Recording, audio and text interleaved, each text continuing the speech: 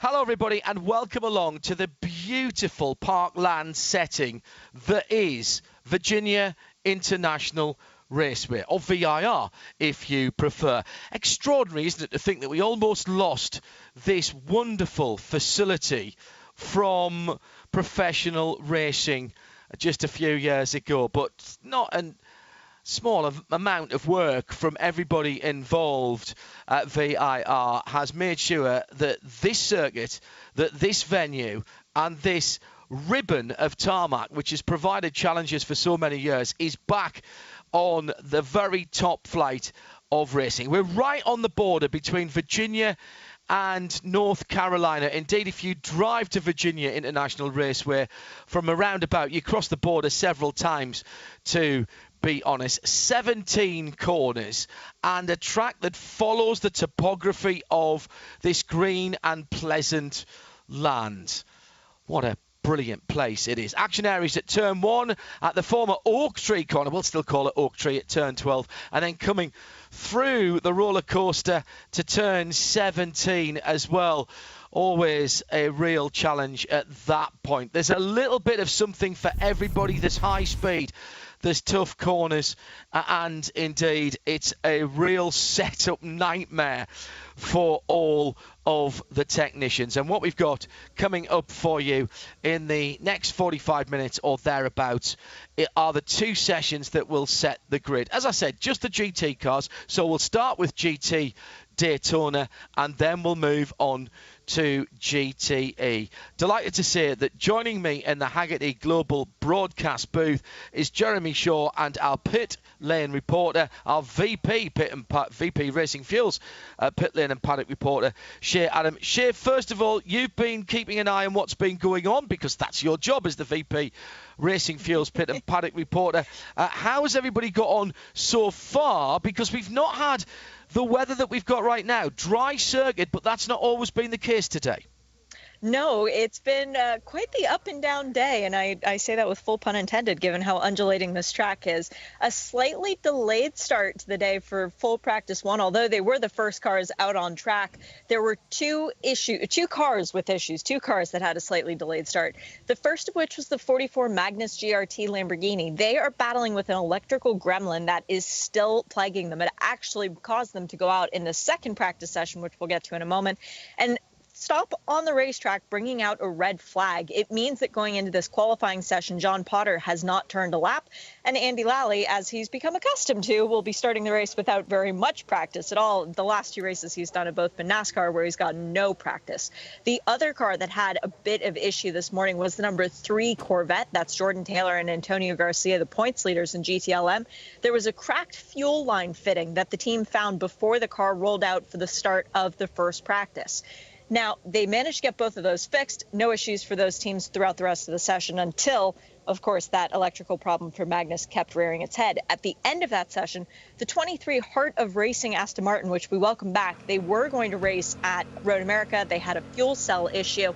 They had an off at turn 4, but the car is ready to go for qualifying, and Ian James will be driving that. It was Porsche 1-2, Corvette 3-4, and BMW 5-6 in the first session, with Lexus taking the fastest time. As I hinted at, the second session, completely wet. We had very few cars actually go out and turn any laps, 6 of them total, but only 5 really took the time to put in a good lap or a representative lap. And of those, only 4 of them really did get the lap that they wanted. So we go into qualifying with most teams not really knowing what they have underneath them. Hello to Connie Nyhope, to the team that are there at VIR, and Corrigan Smith.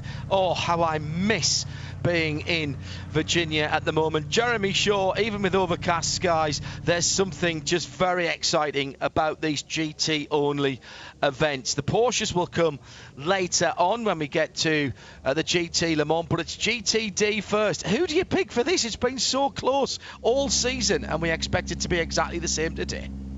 Yeah, good afternoon, evening, morning, wherever you happen to be. Great to be back with you again. Yes, what a wonderful place to go racing. This is a driver's favorite. It's not a track that's particularly well known around the world, but in North America, it is revered. Everybody who races here loves the place. And yeah, in GTD, It has been, it's been pretty open, but certainly since the restart, when we came back after that lengthy delay following the Rolex 24 at Daytona, it has been all the car we're seeing at the head of the field, leading the cars out onto the circuit now for this 15-minute qualifying session. That would be AIM, Vassar, Sullivan, Lexus.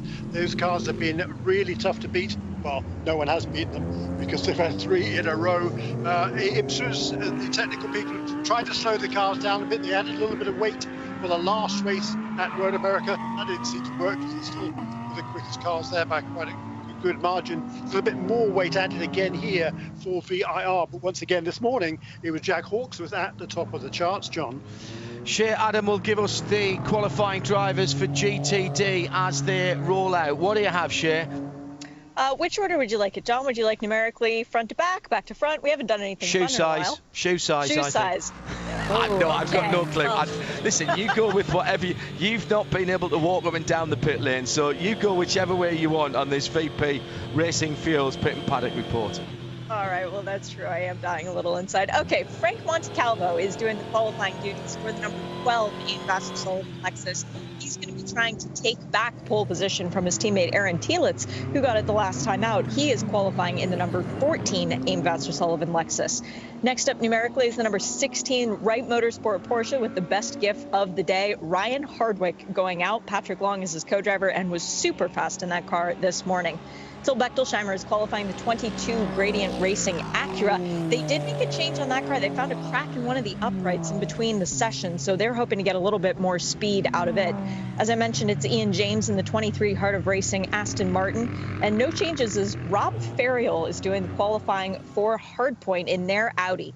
John Potter, as normal, driving the 44 Magnus Racing Lamborghini, and Misha Goikberg driving the blue Acura NSX for Heinricher Racing. The pink Acura NSX is Matt McMurray, and neither Misha nor Matt has either driven in an IMSA race at VIR. They've both done support races, but never in the big show.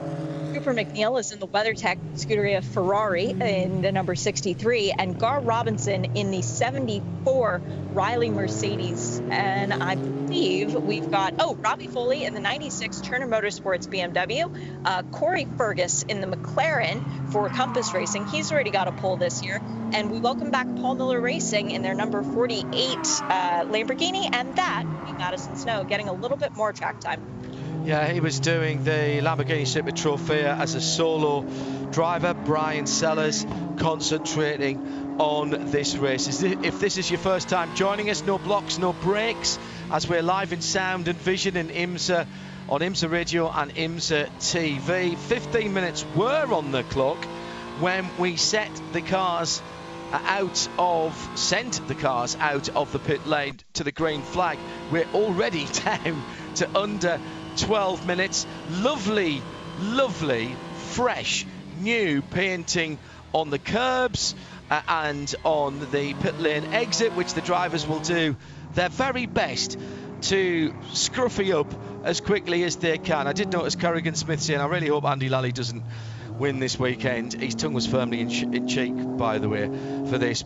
Andy is well known for doing donuts on big open spaces, and that would be on their hatching on the pit out, which has been perfectly repainted before this. Overcast with an air temperature of 25 degrees, track temperature about 28 degrees Celsius, no wind to talk of, and the humidity, well, it might as well be raining there. It's 84 degrees. That's about what it is when I'm in the shower. 84%, excuse me. That's about what it is when I'm in the shower, to be honest, Jeremy Shaw. No time for second guessing here, though. Get out, do your fast laps, and do them quickly. Yeah, that's right. It's a 3.25 mile racetrack here. Lots of elevation change, huge variety of corners, as we said before. Just a brilliant place to go racing. But yeah, the laps tend to go fast fairly quickly, or rather, you don't get very many of them during this 15-minute session. So yeah, get on with it. We saw that big train of cars going out at the beginning of the session, and I would anticipate seeing all of these cars running throughout this 15 minutes. We're already incredibly a third of the way through it almost, aren't we? Amazing. And let's see the times as they start to come in. Jeremy, what sort of time should we be looking for? This has been a GT-only race for quite a while now at the Michelin GT challenge, a festival effectively of Grand Touring racing here at VIR. By the way, a place where Michelin test their road tyres as well on the full circuit and on the Patriot circuit, which is just over to the right of the back straight, which it can run completely separately from what's going on a race weekend, and indeed sometimes does, which is very off-putting if you see a car going in the wrong direction. Don't worry about that, nothing to worry about that this weekend. What times should we be looking for? We've got a 48.3 on the top at the moment from Till Bechtel, Scheimer. Yeah, we've got a fair way to go from there. Certainly last year's pole time was set by Zachary Robichon at a 1:45.8. Shay will remember, were conditions iffy last year in qualifying, Shay? Yes, they were. Yes, they were, exactly. So Zachary Robichon last year was a 1:45.8. The lap record in qualifying was set back in 2017 by Jeroen Moul in the Lamborghini Huracan GT3. That was 1:43.391. Quickest time this morning was set by Jack Hawkes, was at 1:45.2. Do you remember that, Shay? Moul, when he came over the top of the rise, halfway up the S's, and was all four wheels off the ground? Oh, I remember that. I remember Corey Lewis bursting into tears when he got out of his car after winning the race that year and then pulling his helmet visor down so people couldn't see him crying. But in terms of great qualifying memories, VIR seems to throw up a bunch of them. In 2018, where it was pretty good for the GTD qualifying session and then started pouring during GTLM, and Westy put on a show to put the Ford GT on pole. And then last year, too, that was so much fun when conditions were not exactly great for qualifying, but it wasn't bad enough that you could blame the weather for your lack of speed. So we're down to almost halfway through already. 46.2 for Corey Fergus for Compass in the McLaren 720S. Aim Vassar Sullivan, Aaron Thielitz, Lexus RCF GT3 was quickest in that wet session for a while, because so few of the GT Le Mans cars went out. And don't forget, the GT Daytona cars have got the benefit of anti-lock braking, racing version of anti-lock braking, which is very good indeed. Robbie Foley for Turner Motorsport in the 96 is third, and in fourth, Gradient Racing with the Acura. Till Bechtel, Scheimer, not withstanding that shock problem that they have scrambled to fix, was within about half a second, but now we've had two improvements. Aaron Thielitz goes to the top in the Lexus with a 45.8, 46.1 for Matt McMurray from Meyershank Racing with Kerr Bagajanian in the Acura. Those two guys were first and second in the final qualifying session, and now Corey Fergus to the top. Jeremy, this is what we want to see, all getting really, really racy right now.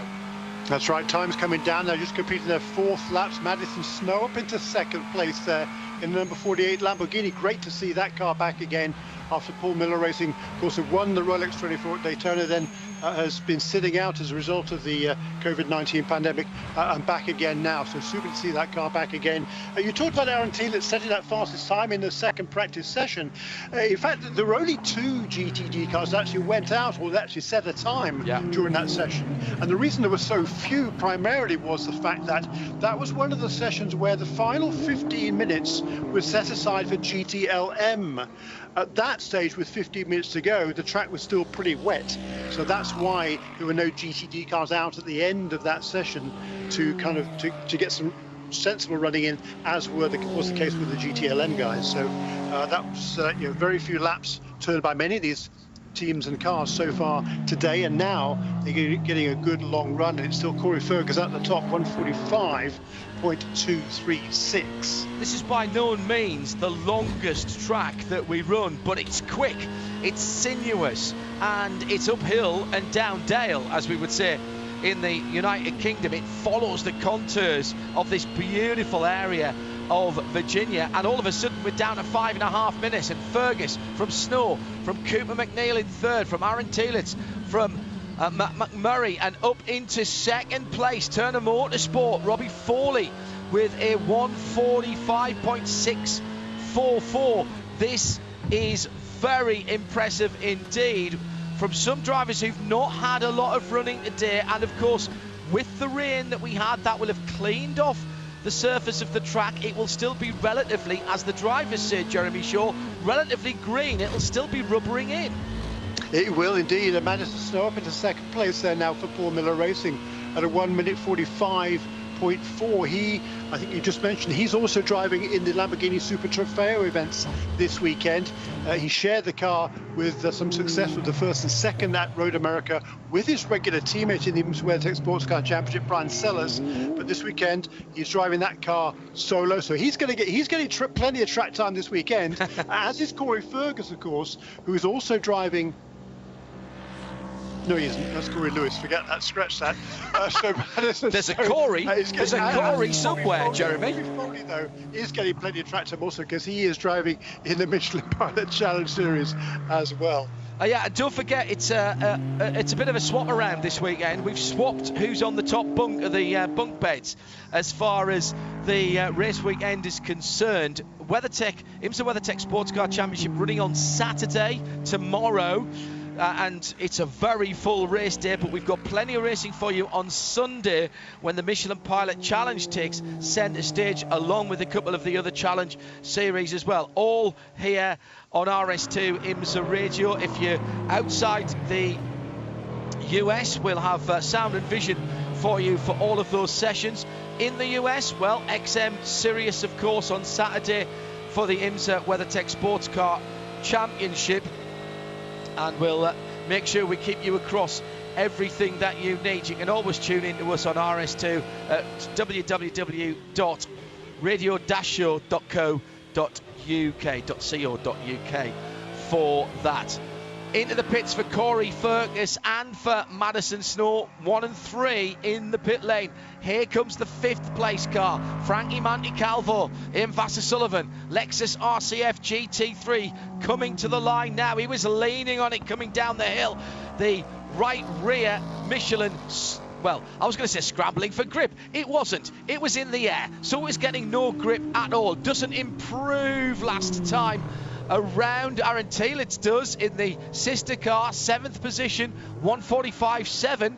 Doesn't improve his position at the moment. Very tight indeed, Jeremy, with the top 7 being split by just half a second.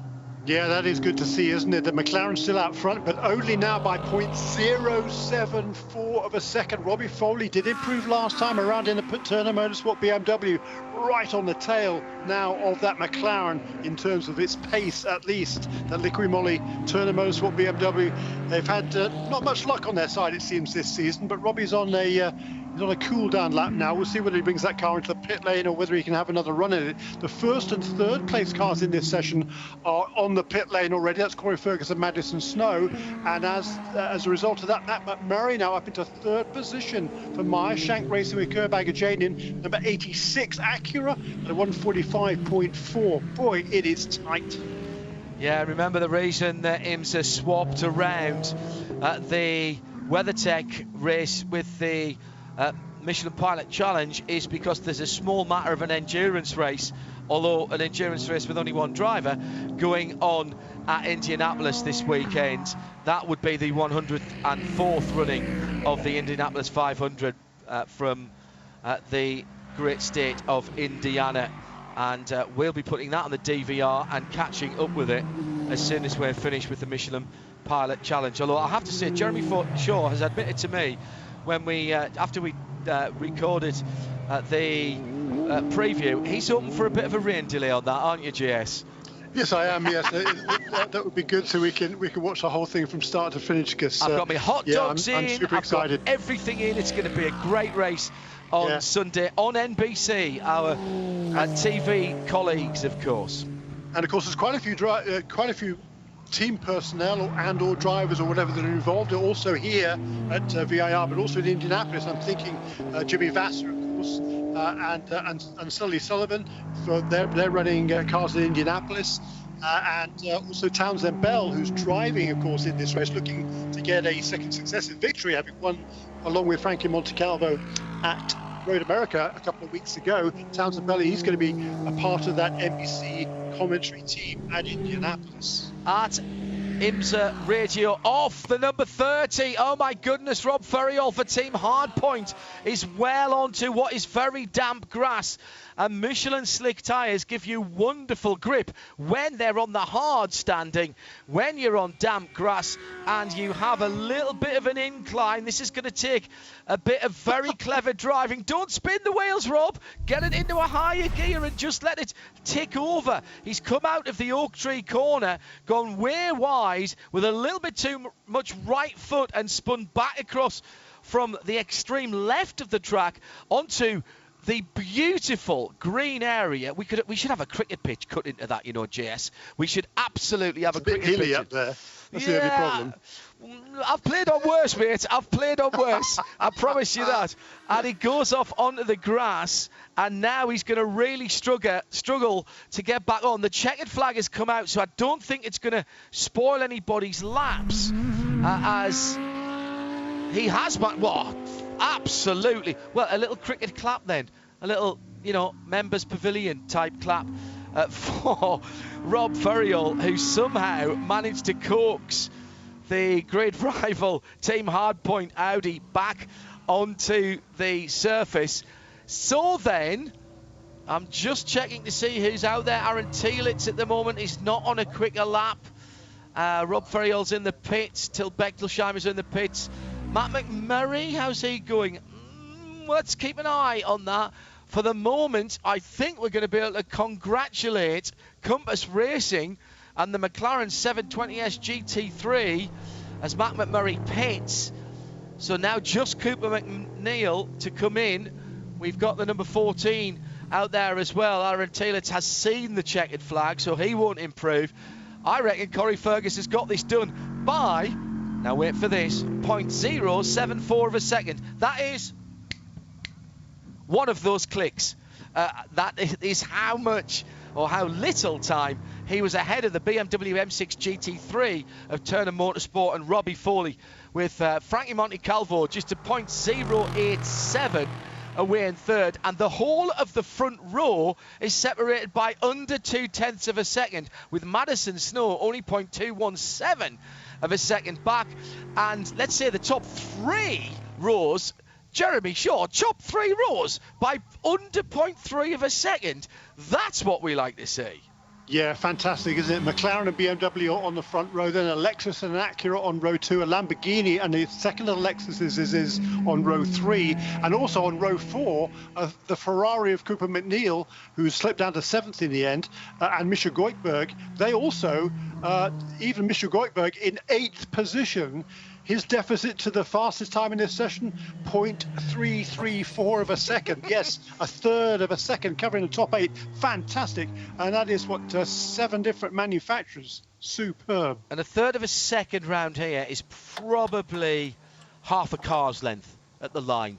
Maybe a tad more, but not much more than that, I wouldn't think. Hi, you reached Paul Horton. I'm sorry I can't do it. So we'll just run you down the complete front end of the GT Daytona grid in a moment or two, as Compass Racing have claimed pole position, Jeremy Shaw, and they've worked hard with McLaren, with the 720S GT3. I know everybody wants to be on pole position, but that for Corey Fergus, that will be a popular pole position here. Yeah, Corey, I mean, he puts his heart and soul into his racing. His father, John, was a very accomplished IMSA racer back in the 80s and 90s. And Corey really is a chip off the old block, originally from Columbus, Ohio. And I think he lives now in Colorado. But he kind of goes back and forth between those two. But he's a champion in all sorts of different series. He followed his dad in winning some SCCA national championships as well. He's a very, very accomplished driver. This is just his 4th start, though, in the IMSA WeatherTech SportsCar Championship. Now he has 2 poles to his credit. What a record is that? Car looks absolutely fabulous. It's a tribute, and those of us who have long memories and have been around for a wee while remember the Lark McLarens, LARK McLarens, with the bright red, orange colours and the dark grey. And there is a hint of a McLaren F1 in that 720S GT3, accentuated by that colourway on that. Hello to Gordon DeGeed. He's tuned in to us, to Sarah Rigby at the home of Bentley and Crew in Northwest United Kingdom, Northwest England, who's tuned in at, coming up to 9 o'clock in the evening in the United Kingdom. So we have our first of 2 pole sitters, and the sticker goes on to the front of the McLaren. That is very well done indeed, as a starting position from the front row of the grid for McLaren, and they will share the front row with BMW. As Jeremy said, there's a lot of variety there. Compass from Turner, from Aim Vassar Sullivan, from Mershank Racing, from Paul Miller Racing. So if you take that in terms of the manufacturers, that's McLaren, BMW, Lexus, Acura and Lamborghini. Add in Ferrari, who are in 7th position. That's 6 different manufacturers in the top 7, separated by a third of a second. Marvellous, marvellous stuff, and boding very well indeed for the race on Saturday. Remember, for the IMSA WeatherTech SportsCar Championship. Still to come, we'll bring you live coverage of GTLM. The BMWs didn't go out in the last wet session. It was Corvette, Porsche, Corvette for those that went out, and Ollie Gavin from memory, Shea Adam, was the quickest of them in that damp session when they came out right at the end. And it will be Oliver Gavin qualifying the number 4 Corvette. That's the silver one, keep in mind, even though this is Tommy Milner's home race. So Ollie gets to start and Tommy gets to finish. The driver of the number 3 Corvette, the qualifier, was another one of those super impressive moments in the practice too. He came out of the pit lane with quite a significant amount of water on the track and immediately laid down a lap that was about 12 seconds faster than anyone else. So Jordan Taylor will be qualifying the yellow Corvette, the championship points leader, and he's already feeling pretty comfy around this track, proper Joey Hand style. For the 2 BMWs, as you mentioned, did not go out during the second practice session. They have had different qualifiers so far this year. It's been Bruno Spengler in the 25 and Jesse Krohn in the 24. Well, they are mixing it up. The plan was to put Connor DeFilippi in the number 25 BMW and to put John Edwards in the 24 BMW. So the black one with John and the red one with Connor. The other 2 GTLM cars are the ones that everybody else has been watching. Those are the Porsches, because they are the ones to beat. 1-2 in the race last year, 1-2 in the first practice session. They were very, very quick earlier. Fred Makovecki will be qualifying the number 911, and as per usual, no change whatsoever with the 912 in the last year and a half. It's going to be Lawrence Van Toor. But here's an interesting thing for you, John. The last time that Larry and Earl, the champions from last year, the last time that they won a race was more than 400 days ago. It's been more than a year since Larry and Earl got a win. They've gotten a few poles since then, but they're still looking for that big number 1 on the side of the car at the end of tomorrow. But that was here, wasn't it, their last win? No, that was at Canadian Tire Motorsport Park. Their teammates, Nick Tandy, and at the time, Patrick Pile got the win at VIR. Hello to Alan Prosser. Says, seeing the Audi in the middle of the grass there. Seem to remember Dean von Moltke in the Flying Lizard Audi in a similar position. But I can't find his original tweet. Alan, nice to know you're tuned in. And by the way, I may have panicked everybody in the UK because I can't do the time shift. It is nearly 11 o'clock in the evening in the UK, not nearly 9, as I said. Normally I'm wishing my life away and pushing it on, but winding you back a couple of hours there. Sorry about that. We've still got another 15 minutes of qualifying to come at the Michelin GT Challenge here at VIR, and I know that we're blaring out on the PA, so those of you around the track or around the paddock looking at the variety of Babendum, who's looking pretty sharp. Looks like he's lost a bit of weight again in the off-season. Been doing a bit of cycling, I've heard, and worked his way down. It looks good for over 100, in fairness. So coming up then, we have the GT Le Mans runners. These are the factory, very highly tuned GT cars that will go out. 2 Corvettes, 3 and 4 that are the new C8R Corvettes, of course, with the engine amidships. And guess what? The sky hasn't fallen in, and they are very quick indeed. And Shea Adam, Corvette come into this meeting here on the absolute crest of a wave. Yes, they do. I spoke earlier with Antonio Garcia, Ollie Gavin, and Doug Feehan, and he talked about, Feehan in particular, talked about the fact that their win at Road America was very much unexpected. They felt like the tables had been turned against them a little bit as far as VOP is concerned, and even more so for this weekend. They said it's 25% good team, 25% hard work, and 50% luck. And they used pretty much all of that 50% good luck on the last lap at Road America. So coming out here this weekend, they know they aren't the out-and-out fastest car. They need to outperform the other teams. And ultimately, that's what Corvette racing does to win championships. It's what they're doing this year again. Yeah, and they have won a championship, let's not forget, without winning a single race in the Jeremy Shaw. They've gone out early for Corvette racing. We've typically seen the BMWs come out last, the Corvettes going out first, and the Porsches somewhere in the middle. It looks like that at least hasn't changed. And what we've also seen is the Michelin tyres being extremely robust in these 15-minute sessions, and with the track evolving all the time through this quarter of an hour session, we might see somebody just nick pole position right at the end as the fuel burns down. Yeah, I wouldn't disagree with you there, John, at all. I think it's going to be a pretty interesting session. In GTD, we just saw the first repeat pole sitter of the season, Corey Fergus. He was on the pole also a little earlier at Daytona, the shorter race at Daytona. In GTLM, again, 4 different pole sitters coming into this weekend this season: Nick Tandy, Oliver Gavin, Jordan Taylor, and Lawrence Vantour. So will history repeat itself here? Will we see another repeat pole sitter?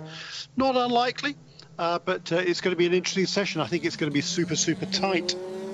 Porsches have come out slightly earlier than I might have expected, at least the 9-1-2, which means that's Lawrence Vantour that's gone out. Brad McAvecchi has gone out in the 9-11.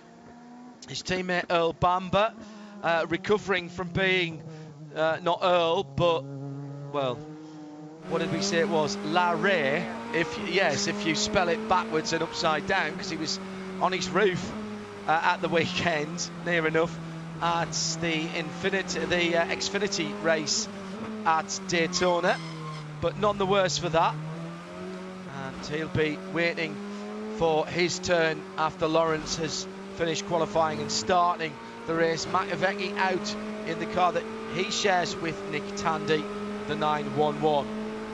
And already the Corvettes bringing their Michelin tyres up the temperature and pressure. Again, we see different strokes for different manufacturers. It doesn't rhyme quite as well, but it's just as true, to be honest. A little bit of squeak of the brakes as the number 3 Corvette in the hands of Jordan Taylor goes into the old oak tree turn at the far end of the racetrack, using all of the runoff on the left-hand side, and now down the long back straight into the dip, climbs up over the first hill, and then you go over the second rise, and still you're accelerating until you get into the second big dip, and then you've just got to settle the car down into the roller coaster, well named, at the top of the hill, and wind your way down. You've got to be so patient here and not try to be too clever and too greedy, particularly in the middle of the drop down towards the final corner, the hog pen at the bottom of the hill. Go off the circuit there on driver's left, and you are not coming back. In fact, anywhere in that section, you are not coming back, particularly with very wet grass. Ollie Gavin is quickest of the GT Le Mans, but he's bringing those Michelins up nice and gently, and we've seen this before. Jeremy Shaw, don't think that 147 is anywhere near how quick these cars will be at the end of the session. No, indeed not. The fastest time of the day so far was set in that first session this morning by Laurens Vanthoor at 1:41.550. The pole position last year, Laurens Vanthoor in a 1:40.630. The lap record around here, though, in qualifying was set by Joey Hand back in 2017 in the Ford GT at 1:40.211. Will we get close to that? I think we might, yes. Yeah, I think you might be right as well. 10 minutes to go. Still no sign of the BMWs. They've just gone out. John Edwards has just gone out in the 24. Bruno Spengler is having another cup of coffee, hanging about, reading the newspaper, whatever you do before you go out to qualify a hugely competent Grand Touring car. I'm sure he's not doing any of those things, but he's still sitting in the pit lane. The bright yellow number 3 scored as second at the moment. The red number 2 in the LED panels on the side telling us that that is second in its class at the moment, but neither of the Corvettes have got beyond the time set by GT Daytona. Such is the care with which they are bringing up their tyres. Out comes the red and white BMW. That then is the full field as Connor De Philippi, actually, not Bruno Spengler, brings that car out onto the circuit, and Ollie Gavin gets to the head of the field, a 1:44.1. Not bad, Jeremy, but again, that won't be enough to claim pole position here at VIR. It won't, no, that's right. 0.3 of a second he has there in hand over his teammate Jordan Taylor. These two Corvettes, boy, they have been on that roll, haven't they? Quite remarkable. Last time out, they certainly weren't looking like a 1-2 finish with not long to go into that race, but everything kind of fell into their hands. The number 4 car actually had I think it was a power steering problem towards the end, which was probably fairly fortunate that it was wet, because it made the car a little bit easier to handle, perhaps, than it would have been in dry at least. And but this weekend, we haven't yet seen what these cars are capable of. I believe in the first practice session this morning, we shall see it now, I believe. Down the back straight then for the number 4, past the second set of pits there. Very clever circuit here at VIR. Number of different configurations, some of which can be used at the same time. To the top, Fred Makowiecki for Porsche GT team, and the 911 RSR 19 to the year when it was first introduced at 43.0. That's a full second quicker. So the Porsche's making the best of their Michelin tyres earlier than the Corvettes. Remember, they went out a lap later, but they've got them up to temperature and pressure a lap quicker. GT Le Mans, unique in IMSA competition with the IMSA tyres, in that there is a selection of tyre construction and compounds for the teams to choose from. 3 different slick tyres, and we have seen in the past all 3 being used on a single car for a run or a qualifying session. Particularly, I think of places like the little bull ring that is Lime Rock Park up in Connecticut, because you lean so hard on the left rear of that car at that of the cars at that circuit. Up towards Oak Tree, 912 in the hands of Laurens Vanthoor, provisional pole sitter, lets the car breathe in the middle of that corner and cuts it back for the second right-hand apex. Now gets on the throttle and accelerates past the school pits. A flat 6 engine, absolutely being ragged. Is there any better sound in the world? Well, you could be a V8 fan, I'll accept that, but there's something to me about a flat 6.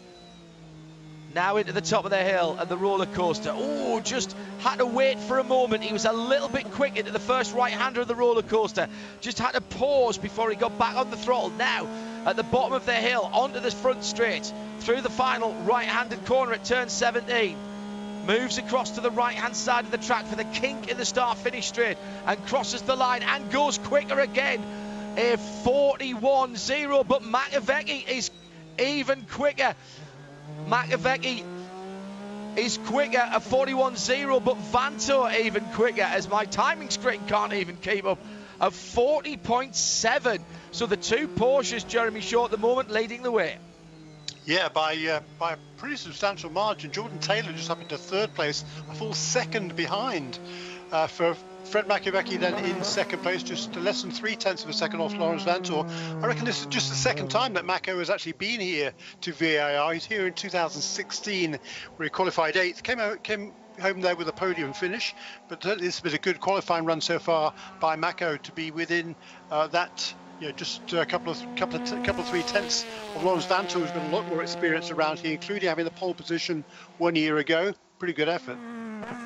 Porsche, Corvette, BMW, John Edwards slips into 5th position, but it's a couple of seconds away from the Corvette and nearly 4 seconds away from the Porsche. Now, don't read too much into that, because again, remember what we said earlier on with just under 5 minutes to go. Different ways of bringing the Michelin tyres in. And maybe the BMWs are just taking things a wee bit. He's a 40.3 for Makowiecki. Bang! That's impressive, Jeremy Shaw. It is, yeah, 140.389 then for Fred Makowiecki. That is just outside the lap record time. 40.211 then was the benchmark for pole position. Joey Hand 3 years ago now, but already quicker than Laurens Vanthoor managed to get the pole position here last year. Of course, the BMWs, John, they went out a good bit later than everybody else, didn't they? So they're kind of a couple of laps behind in terms of the pace they're able to set out on a racetrack. I just wonder how hard they are going to be going. The black and M-stripe car is the 24. That's John Edwards. The redder car is the 25. And that car is Conor De Filippi, who as yet has not put in a representative time. But don't think he's got a problem here. It could be all about just how they're deciding at Rahal, Letterman, Lanigan. Another one of the teams, of course, who've got interests at Indianapolis this weekend. Just how they have decided it's going to work. And big excitement as well about the new GT3 car that BMW have revealed at the Nürburgring this weekend, with it standing alongside a very highly disguised street car, because the new version has not yet been released, but the racing car, as has been BMW's wont, in fact, over the last few years. Parallel development of their customer GT racing cars along with the new street cars. And as I say, the new GT3 car, the M4 GT3, which will replace the M6. And that car already putting in some very impressive times, according to the sources that we've spoken to within BMW M Sport. Laurens Vanthoor just improved, John, to a 1 minute 40.519 on that last lap in number 912 car, but he's still just over a 1/10 of a second behind Fred Makowiecki, despite the fact he was purple in sectors 2 and 3. And what's even more remarkable about that, from my perspective, is the turn 1 sector, it's only 20 seconds, just over 20 seconds. So Fred Makowiecki, he's got all that margin at the moment over Laurens Vanthoor, all in that first sector, those first couple or 3 corners. So stunning speed there in that section of track from Fred Makowiecki. And 2 seconds? Is that, what am I seeing there? Huh? 20.5 Makowiecki. And what's Laurens Vanthoor's fastest time in the first sector? 20.8, I think it was, right, last so time around. 3/10 in the first sector. Wow. Yeah, that is a lot of time. A lot of time. Still just about a 10th and a third, 0.013. Yeah, last lap around was a slightly slower lap for Mako, so I think he's kind of build up now to go for. Oh, he's not actually. He's in the, as I say that, Makowiecki brings that car into the pit, so he is done. We're in just about a minute remaining then in this session. The BMW is just getting up to speed. John Edwards up to third, Jeremy. That's a very stout effort from the 24 car. Yeah, as the Porsche's head to the pits. A 141.7 from John Edwards gets ahead of both of the Corvettes. Conor De Filippi at the moment still a lap behind his teammate with a 42.2. So he's only 0.3 behind. In fact, Jordan Taylor is the next to improve, and Ollie Gavin and Lawrence Vantour. So Vantour Vantour comes into the pits. That's why he was flashing.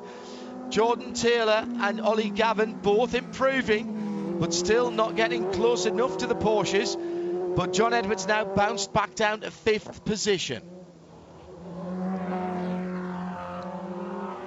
But he was in 3rd not so very long ago. The Corvettes having to dig deep there. Yeah. And now having done 8 laps, those 2 Corvettes, and Jeremy, as we suspected, with 5 seconds to go, the Corvettes will have been out for the whole 15 minutes.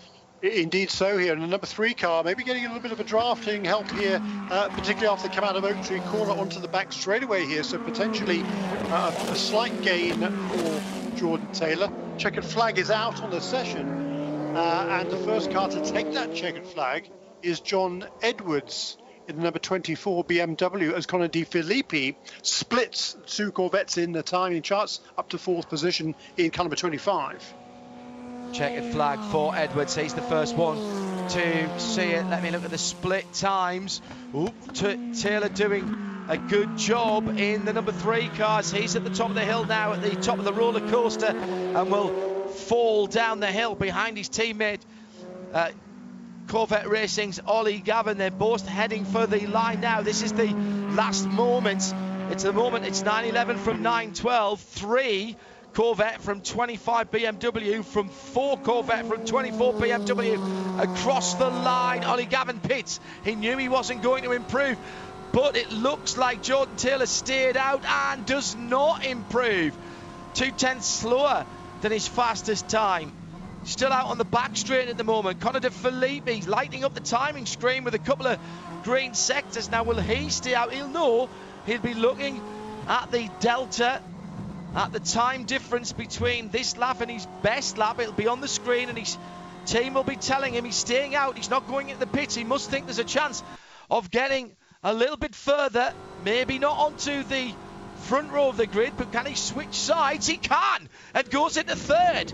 Therefore will be on the inside of row 2 in the red and white BMW team RLL M8. The Motul car then at the end there, as the 24 John Edwards has gone through as well. So it's Porsche on the front row, and then 2 rows, Jeremy, of BMW Corvette and Corvette BMW. Yeah, and this is a track on which Connor De Filippi scored the first win for the M8 GTE at right here at VIR a couple of years ago. So he's got good fond memories of this racetrack, Connor De Filippi. He will start from the inside of row 2. So on the slowing down lap, Shea Adam, VP Racing Fuel Pit and Paddock reporter. Plenty of excitement there. What are you hearing from the team PRs and the teams themselves? If I could just take a moment, since we're on the PA, to do an all-call and remind the drivers, please bring your phones with you to the pit box. Not hearing anything back from Nick Tandy and showing that he hasn't been on his phone for quite some time. So Fred McAfee getting to celebrate getting his 2nd pole in IMSA competition. He has stood on the podium at VIR before. That was back in 2016, so he knows how to go around here well. And he's got to be feeling pretty good coming in with the defending race-winning car. So out of the Porsche for McAfee. About 1/10, just 1.3 tenths ahead of his teammate. Then, Jeremy, a relatively, in GT terms, relatively substantial gap back to the BMW in 3rd. And Connor De Filippi, along with the BMW team RLL, will be delighted with that. Half a second away from the front row, 7/10 from pole position. But at this track, I think they'll take that. Yeah, and sandwiching the 2 Corvettes there, certainly that's a good run. The BMWs have been just behind, I think, just a little bit the last few races. There has been a few balance of performance changes coming in here to VIR.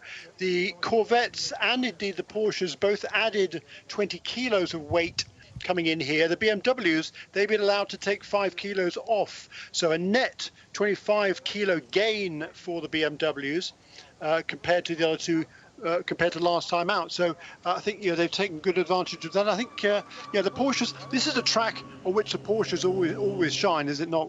On the pole here last year, 1 year last year, had several race wins here in recent years for Porsche. So it's a track that suits this car really, really well.